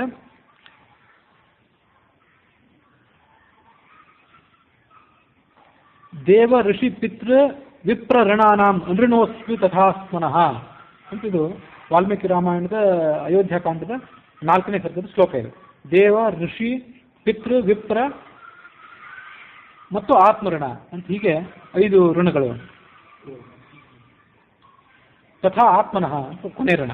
ಆತ್ಮಋಣ ಅಂದ್ರೆ ಏನಂದ್ರೆ ವಿಹಿತವಾದಂತಹ ಸುಖಭೋಗಗಳನ್ನು ಅನುಭವಿಸುವುದು. ಶಾಸ್ತ್ರದಲ್ಲಿ ಇಂತಹ ಸುಖಗಳನ್ನು ನೀವು ಅನುಭವಿಸಬಹುದು, ಇದನ್ನು ಅನುಭವಿಸುವುದಕ್ಕೆ ಪಾಪದ ಲೇಪವೇನೂ ಇಲ್ಲ ಅಂತ ಯಾವ ಸುಖ ಅನುಭವಿಸಲಿಕ್ಕೆ, ವಿಷಯ ಸುಖ, ಪತ್ನಿ ಸುಖ ಇತ್ಯಾದಿಗಳನ್ನು ಅನುಭವಿಸಲಿಕ್ಕೆ ಅನುಮತಿ ಇದೆ, ಅದನ್ನು ಅನುಭವಿಸುವುದು ಆತ್ಮನ ಋಣ ಅಂದರೆ ತನ್ನದೇ ಆದಂಥ ವ್ಯಕ್ತಿಯ ಋಣ. ಅದಕ್ಕೆ ಅರ್ಥ ಏನು ಮಾಡ್ಕೊಳ್ಬೇಕಂತಂದ್ರೆ, ಈಗ ದೇವತೆಗಳ ಋಣ, ಪಿತೃ ಋಣ, ಋಷಿ ಋಣ, ವಿಪ್ರ ಋಣ ಇದನ್ನೆಲ್ಲವನ್ನು ಕೂಡ ಈಡೇರಿಸದೇ ಇದ್ರೆ ಅವರು ನಮಗೇನು ಉಪಕಾರ ಮಾಡಿರ್ತಾರೆ. ದೇವತೆಗಳು, ಋಷಿಗಳು, ಪಿತೃಗಳು, ವಿಪ್ರರು ಇವರೆಲ್ಲ ನಮ್ಮನ್ನ ಉಪಕಾರ ಮಾಡಿರ್ತಾರಲ್ಲ. ಒಬ್ಬರು ನಮ್ಮನ್ನು ಹುಟ್ಟಿಸಿರ್ತಾರೆ, ಒಬ್ಬರು ನಮಗೆ ವಿದ್ಯಾಭ್ಯಾಸ ಮಾಡ್ತಿರ್ತಾರೆ, ಮತ್ತೊಬ್ಬರು ನಮಗೆ ದೇವತೆಗಳು ಈ ಭೂಲೋಕಕ್ಕೆ ತಂದು ತತ್ವಾಭಿಮಾನಿ ರೂಪದಲ್ಲಿ ನಮ್ಮಲ್ಲಿದ್ದು ನಮ್ಮಲ್ಲಿಂದ ಎಲ್ಲ ಕಾರ್ಯ ಮಾಡಿಸ್ತಾರೆ. ಅವರಿಗೆ ನಾವು ಋಣವನ್ನು ತೀರಿಸದೇ ಇದ್ದರೆ ಅವರಿಗೆ ನಾವು ಉಪಕಾರ ಮಾಡಿದಂತಾಗೋದಿಲ್ಲ, ಋಣಿಗಳಾಗಿ ಹಾಗೆ ಉಳಿದು ಬಿಡ್ತೇವೆ. ಇದು ಆತ್ಮದ ಋಣ ಅಂದರೆ ಏನು ಅಂತಂದರೆ, ಹೀಗೆ ನನಗನ್ನಿಸ್ತದೆ, ಮನುಷ್ಯ ಹುಟ್ಟಿ ಬಂದ ಮೇಲೆ ಸಂಪೂರ್ಣವಾದಂತಹ ಪಕ್ವವಾದಂತಹ ವೈರಾಗ್ಯ ಬರುವ ತನಕ ವಿಷಯ ಪದಾರ್ಥಗಳ ಸುಖ ಅನುಭವಿಸದೇ ಇದ್ದರೆ ಆತ ಹೇಳುವಂಥ ಶಾಸ್ತ್ರ ಪುರಾಣ ಇದೆಲ್ಲ ಏನಾಗುತ್ತೆ ಅಂದರೆ ಕೇವಲ ಒಣ ವಾಚನ ಆಗ್ತದೆ. ಎಲ್ಲ ಥರದ ಸುಖ ಅನುಭವಿಸಿ ಪಕ್ವವಾದಂಥ ವೈರಾಗ್ಯವನ್ನು ಪಡ್ಕೊಳ್ಬೇಕು. ಒಣ ವೈರಾಗ್ಯದ ಬೋಧನೆ ಎಲ್ಲರೂ ಮಾಡ್ಬೋದು. ಆ ವೈರಾಗ್ಯ ಪಕ್ವ ಆಗಬೇಕಾದ್ರೆ ಎಲ್ಲ ಥರದ ಸುಖಗಳನ್ನೆಲ್ಲ ಅನುಭವಿಸ್ಬೇಕು. ಬರೀ ಇದೊಂದು ಜನ್ಮದಲ್ಲಲ್ಲ, ಮತ್ತು ಆ ವೈರಾಗ್ಯ ಇದೊಂದು ಜನ್ಮದಲ್ಲಿ ನೀವು ಸುಖ ಅನುಭವಿಸಿದ್ರೆ ಬರುವಂಥದ್ದು ಅಲ್ಲ. ಮನುಷ್ಯನ ಒಂದು ಜೀವನವನ್ನು ಅದೊಂದೇ ಜೀವನವನ್ನು ಪ್ರಧಾನವಾಗಿ ಪರಿಗಣನೆ ಮಾಡಬಾರ್ದಲ್ಲ. ಅನೇಕ ಜೀವನಗಳೇನಿವೆ, ಹಿಂದೆ ಅನೇಕ ಜನ್ಮಗಳನ್ನು ಮನುಷ್ಯ ಏನು ತಾಳಿದ್ದಾನೆ, ಈಗೇನು ತಾಳಿದ್ದಾನೆ, ಮುಂದೆ ಏನು ತಾಳುವವನಿದ್ದಾನೆ, ಇವೆಲ್ಲ ಜೀವನಗಳ ಸಮೂಹವನ್ನು ಆತನ ಒಂದು ಸುದೀರ್ಘಾವಧಿಯ ಜೀವಿತ ಕಲ್ಪನೆ ಮಾಡಬೇಕು. ಹಾಗಾಗಿ ನಾವೀಗ ಯಾವುದೋ ಒಂದು ರೀತಿ ಜನ್ಮ ತಾಳಿದ್ದೇವೆ, ಹಿಂದೆ ಯಾವುದೋ ರೀತಿ ಜನ್ಮ ತಾಳಿದ್ದೇವೆ, ಮುಂದೆ ಯಾವುದೋ ರೀತಿ ತಾಳುವವರಿದ್ದೇವೆ. ನಾನಾ ಥರದ ಸುಖಗಳನ್ನು ದುಃಖಗಳನ್ನು ಹಿಂದೂ ಅನುಭವಿಸಿದ್ದೇವೆ, ಈಗಲೂ ಅನುಭವಿಸಬೇಕು, ಮುಂದೂ ಅನುಭವಿಸಬೇಕು. ಹೀಗೆ ವೈರಾಗ್ಯ ಮನುಷ್ಯನಿಗೆ ಪಕ್ವವಾದ ವೈರಾಗ್ಯ ಬರಬೇಕಾದ್ರೆ, ನಿಜವಾದಂಥ ವೈರಾಗ್ಯ ಬರಬೇಕಾದ್ರೆ ಈ ಎಲ್ಲ ರೀತಿಯ ಜನ್ಮಗಳಲ್ಲಿಯೂ ಎಲ್ಲ ಥರದ ಸುಖ ಭೋಗಗಳನ್ನು ಅನುಭವಿಸಬೇಕು. ಅನುಭವಿಸಿದಾಗಲೇ ಆತನಿಗೆ ಸರಿಯಾದಂಥ ವೈರಾಗ್ಯ, ಆತ ಹೇಳುವಂಥ ಮಾತುಗಳಿಗೆ ಸರಿಯಾದಂಥ ತೂಕ. ಅದಕ್ಕಾಗಿ ಆತ್ಮನ ಅಂದರೆ ತನ್ನ ಋಣವನ್ನು ಪರಿಹಾರ ಮಾಡ್ಕೊಳ್ಬೇಕಾದ್ರೆ ಸುಖ ಎಲ್ಲ ಅನುಭವಿಸಬೇಕು. ಧಾರ್ಮಿಕ ಸಾಧನೆಗಳನ್ನು ಮಾಡಬೇಕು. ಮತ್ತು ಇದೆಲ್ಲಕ್ಕಿಂತ ಮಿಗಿಲಾಗಿ ಮತ್ತೊಂದೇನು ಆತ್ಮ ಅಂತಂದರೆ ಪರಮಾತ್ಮ ಅಂತ ಅರ್ಥ ಮಾಡ್ಕೊಳ್ಬೇಕಾದ್ರೆ ಎಲ್ಲಕ್ಕಿಂತ ಉಚಿತ ಅಂತ ನನಗನ್ನಿಸ್ತದೆ. ಯಾಕೆಂದರೆ ಈಗ ದೇವಋಣ ಅಂತ ಮೊದಲನೇದಿದೆಯಲ್ಲ, ಆ ದೇವಋಣದಲ್ಲಿ ಬರೋದು ಯಾರ್ಯಾರು ಅಂದರೆ ಪರಮಾತ್ಮನ ಬಗ್ಗೆ ಬಂದಿಲ್ಲ. ಅಲ್ಲಿ ನೀವು ದೇವತೆಗಳಿಗೆ ತರ್ಪಣ ಕೊಡ್ತೀರಲ್ಲ, ದೇವತೆಗಳಿಗೆ ತರ್ಪಣ ಕೊಡಬೇಕಾದ್ರೆ ಏನಿದೆ, ಬ್ರಹ್ಮಾದಯೋ ಏ ದೇವಾಹ ಅಂತಿದೆ. ಚತುರ್ಮುಖ ಬ್ರಹ್ಮ ಮೊದಲಾದ ದೇವತೆಗಳಿಗೆ, ಅವರ ದೇವಪತ್ನಿಯರಿಗೆ, ದೇವ ಪಾರ್ಷದರಿಗೆ, ದೇವ ಪಾರ್ಷದಿಯರಿಗೆ, ದೇವಪುತ್ರ, ದೇವಪೌತ್ರ, ದೇವ ಪ್ರಪೌತ್ರದು ಅವರೆಲ್ಲರಿಗೂ ಕೂಡ ತರ್ಪಣ ಅಂತ ಹೀಗೆ ಬೆರವ ತುದಿಯಿಂದ ತರ್ಪಣ ಕೊಡ್ತೇವೆ. ಅಲ್ಲಿ ಚತುರ್ಮುಖ ಬ್ರಹ್ಮ ಮೊದಲಾದವರು ಬಂದರು, ಪರಮಾತ್ಮ ಅಲ್ಲಿ ಬರಲಿಲ್ಲ. ಚತುರ್ಮುಖ ಬ್ರಹ್ಮಾದಿ ದೇವತೆಗಳಲ್ಲಿ ಅಂತರ್ಗತನಾದ ಪರಮಾತ್ಮ ಅಂತ ಬಂದಿರಬಹುದು. ಆದರೆ ಆ ಎಲ್ಲ ದೇವತೆಗಳಿಗಿಂತ ಮಿಗಿಲಾಗಿ ಮತ್ತೊಬ್ಬ ಆತ್ಮ ಇದ್ದಾನಲ್ಲ, ಆ ಆತ್ಮ ಅಂದರೆ ಅವನೇ ಆತ್ಮ, ನಿಜವಾದ ಆತ್ಮ ಅವನೇ. ನಾವು ಒಂದು ಪ್ರತಿಬಿಂಬರು, ಅವನ ಋಣ ಅವನು ತೀರಿಸ್ಬೇಕಲ್ಲ. ಹಾಗಾಗಿ 5ನೇ ಋಣ ಅಂತ ಅದನ್ನು ಹೇಳಿದ್ದಾರೆ. ಅಂತೂ ಆತ್ಮ ಅಂದರೆ ಜೀವಾತ್ಮ ಅಂತ ಇಟ್ಕೊಂಡು ಮನುಷ್ಯ ಪಕ್ವವಾದಂತಹ ವೈರಾಗ್ಯವನ್ನು ಸಂಪಾದನೆ ಮಾಡೋದಕ್ಕಾಗಿ ಎಲ್ಲ ರೀತಿಯಾದ ಸುಖ ದುಃಖಗಳನ್ನು ಅನುಭವಿಸಬೇಕು. ಆ ಮೂಲಕ ಆತ್ಮನ ಋಣವನ್ನು, ತನ್ನ ಋಣವನ್ನು ಕಳ್ಕೊತಾನೆ, ಮತ್ತು ಪರಮಾತ್ಮನ ಋಣವನ್ನು, ತತ್ವಜ್ಞಾನವನ್ನು ಪಡ್ಕೊಳ್ಳೋದ್ರ ಮೂಲಕ ಕಳ್ಕೊತಾನೆ. ಅಂತೂ ನೀವು 3 ಋಣ ಅಂತ ಹೇಳಿದ್ರು, 5 ಋಣ ಅಂತ ಹೇಳಿದ್ರು, ಒಂದರಲ್ಲಿ ಒಂದು ಬಂತು ಅದೆಲ್ಲವೂ ಕೂಡ. ಹೀಗೆ ಮಹಾಧಾರ್ಮಿಕನಾದವನು ಅವನು ಹೆಸರು, ಅದರಿಂದ 5 ಋಣ ಅಂತ ಹೇಳಿದೆ. ತನ್ನ ಮೇಲೆ ತಾನು ಹೆಚ್ಚು ಋಣ ಒಪ್ಕೊಂಡ ಅವನು. ನಾವು 3 ಅಂತ ಒಪ್ಕೊಳ್ತೇವೆ, 3 ಅಂತ ಒಪ್ಕೊಳ್ದೇ ಇದ್ದವರು ಯಾರಾದರೂ ಇರ್ಬೋದು. 5 ಋಣ ಅಂತ ಒಪ್ಕೊಂಡಿದ್ದು ಆತನ ಮಹತ್ವವನ್ನು ತೋರಿಸಿತ್ತಷ್ಟೇ.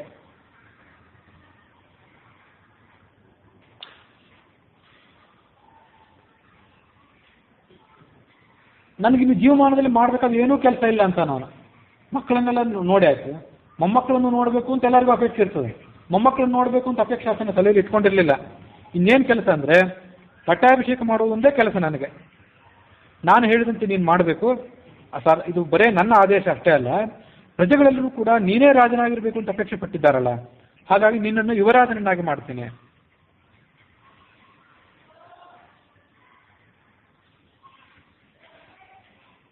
ಇದಕ್ಕೆ ನೀನು ಸಮ್ಮತಿ ಕೊಡಬೇಕು. ಅದಲ್ಲದೆ ನನ್ನ ಒಳಗಿನ ಒಂದು ಸಂಕಟ ಇದೆ. ಅದೇನೆಂದರೆ ಅಶುಭ ಸೂಚಕವಾದಂಥ ಅನೇಕ ದುಸ್ವಪ್ನಗಳನ್ನು ನಾನು ಕಾಣ್ತಿದ್ದೇನೀಗ. ಏನೋ ಕೆಟ್ಟದ್ದು ಆಗಬಾರದು ಆಗೋದಿದೆ. ಹಗಲಿನಲ್ಲೇ ಉಲ್ಕೆಗಳು ಆಕಾಶದಿಂದ ಬೀಳ್ತಿವೆ. ನನ್ನ ಜನ್ಮ ನಕ್ಷತ್ರಕ್ಕೆ ಸೂರ್ಯ, ಅಂಗಾರಕ ಅಂದರೆ ಅದು ಮಂಗಳಲ್ಲ, ಅಂಗಾರಕ ಅಂದರೆ ಮಂಗಳ ಮತ್ತು ರಾಹು, ಅಂಗಾರಕ ಅಂದರೆ ಕೇತುನ ಮಂಗಳನೇ ಇದೆ. ಇವೆಲ್ಲವೂ ಕೂಡ ನನ್ನ ಜನ್ಮ ನಕ್ಷತ್ರಕ್ಕೆ ಬಂದು ಅಂಟಿಕೊಂಡಿವೆ.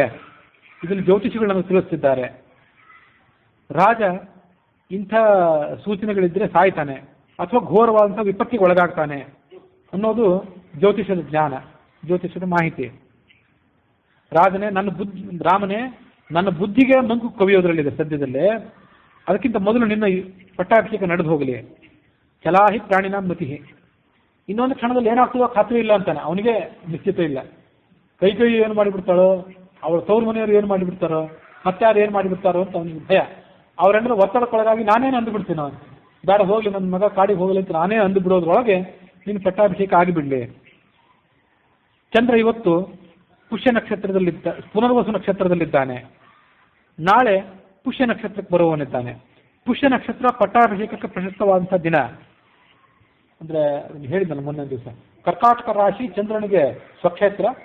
ಚಂದ್ರ ಸ್ವಕ್ಷೇತ್ರದಲ್ಲಿದ್ದರೆ ಹೆಚ್ಚು ಪ್ರಬಲ. ಅದಕ್ಕಾಗಿ ನೀನು ಆ ಪುಷ್ಯ ನಕ್ಷತ್ರದಲ್ಲೇ ಪಟ್ಟಾಭಿಷೇಕ ಮಾಡಿಸ್ಕೋ. ನನ್ನ ಮನಸ್ಸು ಅದಕ್ಕಾಗಿ ಹಾತೊರೀತಿದೆ. ನಾಳೆ ಬೆಳಿಗ್ಗೆ ನಿನಗೆ ಪಟ್ಟಾಭಿಷೇಕ ಮಾಡಿಬಿಡ್ತೀನಿ. ಇವತ್ತು ನೀನು ನಿನ್ನ ಪತ್ನಿಯ ಜೊತೆಗೆ ಈ ರಾತ್ರಿಯನ್ನ ನಿಯತಾತ್ಮನಾಗಿ ಎಲ್ಲ ರೀತಿಯಾದಂತಹ ನಿಯಮಗಳಿಂದ ಕೂಡಿದವನಾಗಿ ಕಳೆಯಬೇಕು. ರಾತ್ರಿ ಉಪವಾಸ ಮಾಡಬೇಕು.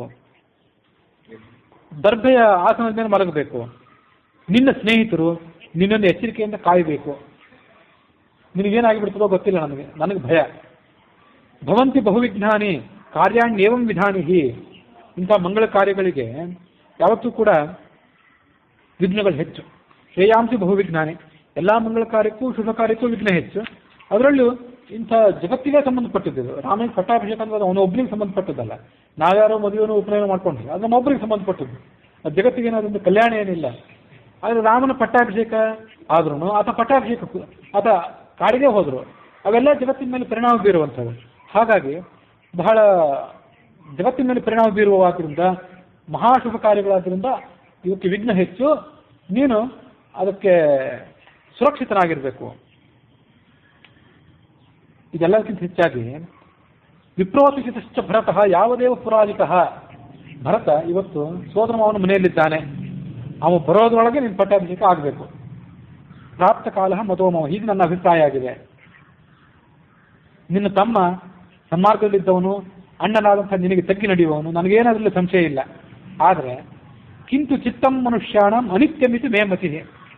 ಇದು ದಶರಥ, ಭರತಾದಿ ಅಂತ ದೊಡ್ಡ ದೊಡ್ಡ ಚಕ್ರವರ್ತಿಗಳಿಂದ ಹಿಡಿದು ನಮ್ಮಂಥ ಜನಸಾಮಾನ್ಯರ ತನಕ ಮನುಷ್ಯಾಣ ಚಿತ್ತಂ ಇದೇನಿದೆ ಅನಿತ್ಯಂ.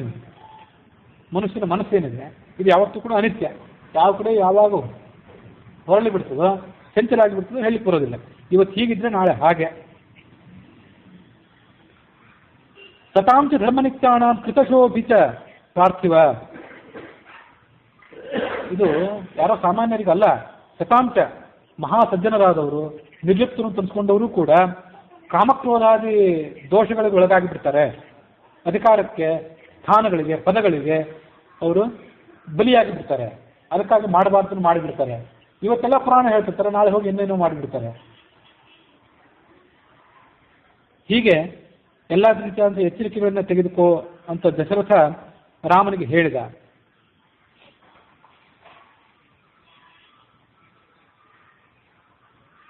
ಧರ್ಮನಿತ್ಯಾನಾಂ ಸತಾಂಚ ಕೃತಶೋಭಿ ಅಂತ ಹೀಗೇನು ಮಾತಿದೆಯಲ್ಲ, ಅದನ್ನ ಕೇವಲ ವ್ಯಾಖ್ಯಾನ ಮಾಡಿ ಸುಮ್ಮನೆ ಆಗಲಿಲ್ಲ ಕನ್ನಡದ ಅನುವಾದದಲ್ಲಿ.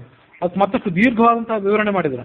ಯಾಕಂದ್ರೆ ಅವು ಜನಸಾಮಾನ್ಯರಿಗೆಲ್ಲರಿಗೂ ಅನ್ವಯ ಆಗುವಂಥ ಮಾತು. ಜನಸಾಮಾನ್ಯರು, ದುರ್ಜನರು, ಸಜ್ಜನರು, ದೊಡ್ಡ ದೊಡ್ಡ ಮಟ್ಟದಲ್ಲಿದ್ದಂಥವ್ರು ಎಲ್ಲರಿಗೂ ಕೂಡ ಅದು ಅನ್ವಯವಾಗುವಂಥ ಮಾತು. ಹಾಗಾಗಿ ಅದನ್ನ ದೀರ್ಘವಾಗಿ ಶಬ್ದಗಳನ್ನು ಹಿಂದಿಟ್ಕೊಂಡು ಮುಂದಿಟ್ಕೊಂಡು ನಾನಾ ರೀತಿಯಾಗಿ ವ್ಯಾಖ್ಯಾನ ಮಾಡಿದ್ದಿದೆ. ಸತ್ಪುರುಷರು ಯಾವತ್ತೂ ಕೂಡ ಧರ್ಮದ ನಿರ್ದೇಶನ ನಡೆಯುವಂಥವರು. ಅವರು ಧರ್ಮವನ್ನು ಬಿಟ್ಟು ಮೀರಿ ಹೋಗುವಂಥವರಲ್ಲ. ಆದರೂ ಕೂಡ ಅವರಿಗೂ ಏನಾದ್ರು ತೊಂದರೆ ಆಗಬಹುದು ಅಂತ ಅದಕ್ಕೊಂದು ವ್ಯಾಖ್ಯಾನ ಇದೆ. ಸತ್ಪುರುಷ ಅಷ್ಟೆಲ್ಲ ಧರ್ಮ ಮಾಡಿದರೂ ಕೂಡ ಆ ಧರ್ಮದ ಪರಿಧಿಯನ್ನು ಮೀರಿ ಕೆಲವೊಮ್ಮೆ ಅಧರ್ಮ ವಿಜೃಂಭಿಸೋದಿದೆ ಅಂತ ಕೂಡ ಹೀಗೆ ಅರ್ಥ ಮಾಡ್ತಾರೆ. ಹೀಗೆ ಆ ದಶರಥ ರಾಮನಿಗೆ ಹೇಳಿ ಅರಮನೆಗೆ ಹಿಂತಿರುಗುವಂತ ಆತನಿಗೆ ಅನುಮತಿಸಿದ. ರಾಮ ದಶರಥನಿಗೆ ಮತ್ತೊಮ್ಮೆ ಅಭಿವಾದನ ಪೂರ್ವಕವಾಗಿ ನಮಸ್ಕಾರ ಮಾಡಿದ. ರಾಮ ಏನು ಮಾತೇ ಹೇಳಿದ ವರ್ಣನೆಯೇ ಇರಲಿಲ್ಲ. ಏನಾಗಬೇಕು ಅನ್ನೋದು ಆತನಿಗೆ ಗೊತ್ತಿತ್ತು. ಹಾಗಾಗಿ ಏನು ಮಾತನ್ನೇ ಆತ ಆಡಲಿಲ್ಲ. ನೇರವಾಗಿ ಅಲ್ಲಿಂದ ಆತ ಸೀತೆಯ ಅರಮನೆಗೆ ಹೋದನಂತೆ. ಸೀತೆಗೆ ಈ ಮುಂದಿನಂತೆ ಹೇಳಬೇಕಾಗಿತ್ತು. ಹಾಗಾಗಿ ಆ ಸೀತೆಯ ಅರಮನೆಗೆ ಹೋಗಬೇಕಾದವನು ಸೀತೆ ಅಲ್ಲಿ ಕಾಣದೇ ಇದ್ದುದನ್ನು ನೋಡಿ ತನ್ನ ಅರಮನೆಗೆ ಬಂದ ಅಂತಿದೆ. ತನ್ನ ಅರಮನೆಗೆ ಬಂದಾಗ ಅಲ್ಲಿ ಸೀತೆ ಕಾಣದೇ ಇದ್ದಾಗ ಅಲ್ಲಿಂದ ತಾಯಿ ಅಂತಃಪುರಕ್ಕೆ ಹೋದ. ತಾಯಿ ತನ್ನ ಮಗನ ಏಳಿಗೆಗಾಗಿ ದಿವ್ಯವಾದಂಥ ರೇಷ್ಮೆಯ ಸೀರೆಯನ್ನು ಉಟ್ಕೊಂಡು ಆಕೆ ದೇವ ಪೂಜೆ ಮಾಡ್ತಿದ್ಲು. ಅಲ್ಲಿ ಕೌಸಲ್ಯ ಜೊತೆಗೆ ಮಾತಾಡಬೇಕು ಅನ್ನೋ ಕಾರಣಕ್ಕಾಗಿ ಲಕ್ಷ್ಮಣ ಸುಮಿತ್ರೆಯರು ಬಂದಿದ್ರು. ಸೀತೆಗೆ ಈ ವಿಷಯವನ್ನು ತಿಳಿಸಬೇಕು ಅನ್ನೋ ಕಾರಣಕ್ಕಾಗಿ ಕೌಸಲ್ಯ ಸೀತೆಯನ್ನು ಕೂಡ ಅಲ್ಲಿ ಕರೆಸ್ಕೊಂಡಿದ್ಲು.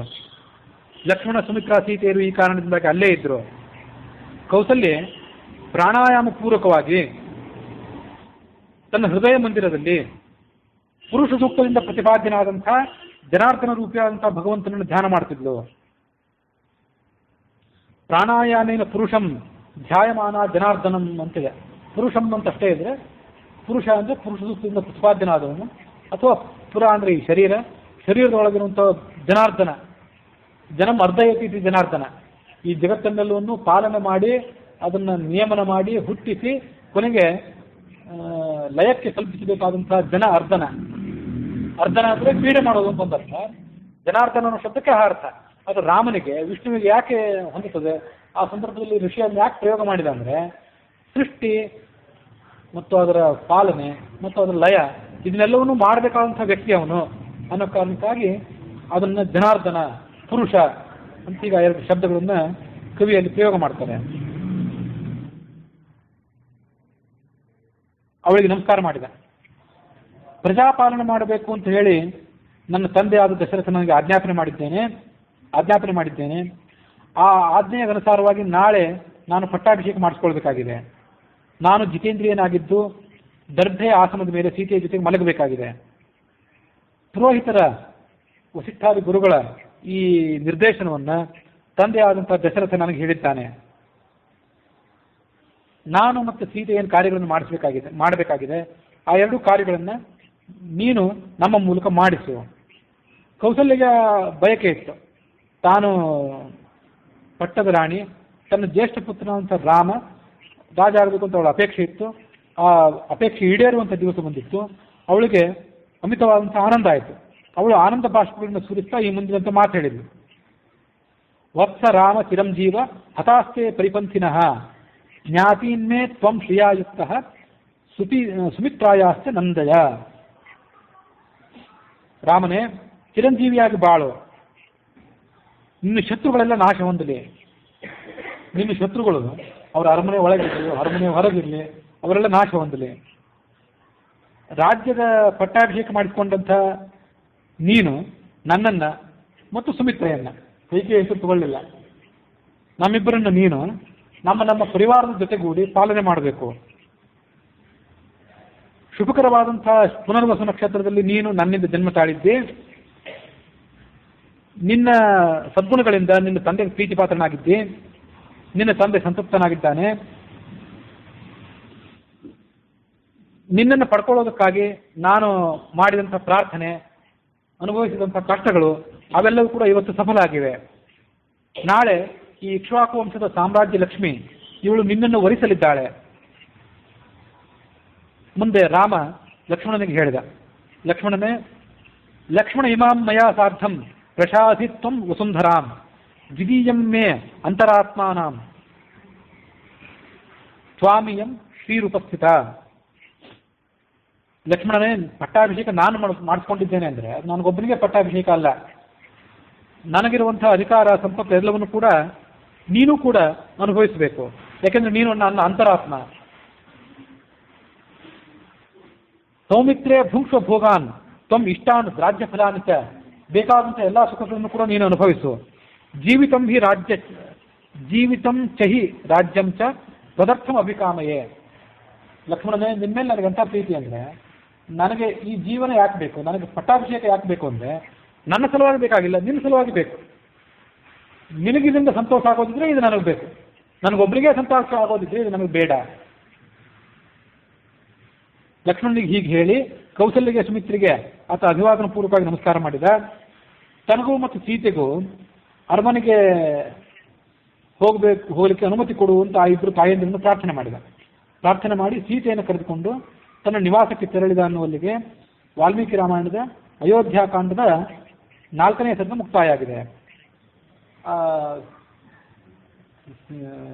ರಾಮನ ತಾಯಿ ಅಂತ ಕೌಸಲ್ಯ ಮತ್ತು ಕೈಕೈ ಅವ್ರ ನಡುವೆ ಎಂಥ ಬಾಂಧವ್ಯ ಇತ್ತು, ಹೊಂದಾಣಿಕೆ ಇತ್ತೇ ಇಲ್ಲವೇ, ಅದನ್ನೆಲ್ಲ ಕವಿ ಅಷ್ಟು ಸುದೀರ್ಘವಾಗಿ ಹೇಳಿಲ್ಲ. ಆದರೆ ಇಂಥ ಕೆಲವು ಮಾತುಗಳಿಂದ ಅಲ್ಲಿ ಬಂದವರು ಕೌಸಲ್ಯ ಸುಮಿತ್ರ ಮಾತ್ರ ಇದ್ದರು, ಕೈಕೈಯಲ್ಲಿ ಬಂದಿರಲಿಲ್ಲ. ನನ್ನನ್ನು ಮತ್ತು ಸುಮಿತ್ರೆಯನ್ನು ನೀನು ಕಾಪಾಡಬೇಕು, ಇನ್ನು ಮುಂದೆ ನಿನ್ನ ಶತ್ರುಗಳೆಲ್ಲ ಹಾಳಾದರು ಅಂತ ಹೀಗೆಲ್ಲ ಮಾತುಗಳನ್ನು ಅವ್ರ ಬಾಯಿಂದ ಆಡಿಸಿ ಕವಿ ನಾನಾ ಥರದ ಊಹೆಗಳಿಗೆಲ್ಲ ಅವಕಾಶ ಮಾಡಿಕೊಡ್ತಾನೆ. ಸಾಮರಸ್ಯ ಇತ್ತು ಅಂತೂ ತಿಳ್ಕೊಳ್ಬೋದು, ಆದರೆ ಸ್ವಲ್ಪ ಮಟ್ಟಿನ ಒಳಗಿನ ಕುದಿ ಇತ್ಯಾದಿಗಳು ಇತ್ತು ಅಂತ ಕೂಡ ಅದಕ್ಕೆ ಅರ್ಥ ಮಾಡಬಹುದು. ಅಲ್ಲಿಗೆ ವಾಲ್ಮೀಕಿ ರಾಮಾಯಣದ ಅಯೋಧ್ಯಾಕಾಂಡದ 4ನೇ ಸತ್ತು ಮುಕ್ತಾಯ ಆಗಿದೆ.